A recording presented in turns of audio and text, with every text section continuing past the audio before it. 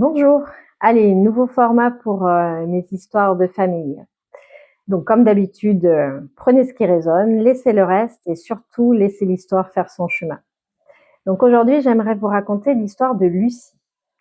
Lucie, elle arrive en séance avec une question très simple en apparence.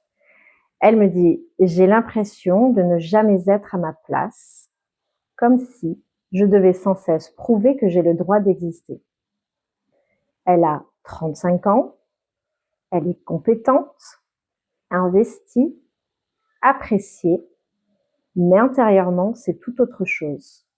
Elle doute, elle s'excuse souvent et elle se sent facilement coupable d'être là. Elle ajoute « J'ai toujours peur prendre de trop de place et en même temps, j'ai peur de disparaître. » Je l'écoute et je lui demande depuis quand elle ressent ça.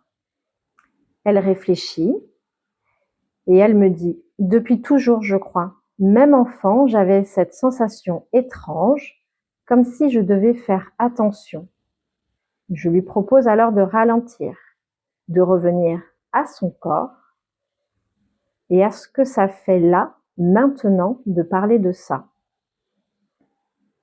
Elle me parle d'un nœud dans le ventre, d'une tension permanente, comme si quelque chose n'était jamais vraiment stable.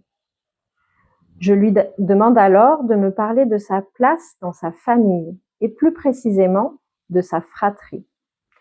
Elle me dit qu'elle est l'aînée, puis elle s'arrête et elle corrige, enfin, officiellement. Je la regarde, je ne dis rien et elle continue. Oui, ma mère a fait une fausse couche avant moi. Je l'ai toujours su, mais on n'en parlait pas. C'était comme un détail. Je lui demande ce que ça lui fait de le dire à voix haute. Elle répond sans hésiter. Ça me serre la poitrine. Je lui propose alors de regarder son histoire familiale, pas pour l'analyser, juste pour poser les choses. On place les générations, les prénoms, les dates, et là, quelque chose devient évident. Lucie n'est pas l'aînée. Elle est venue après quelqu'un. Elle le comprend dans son corps avant même de le comprendre avec sa tête.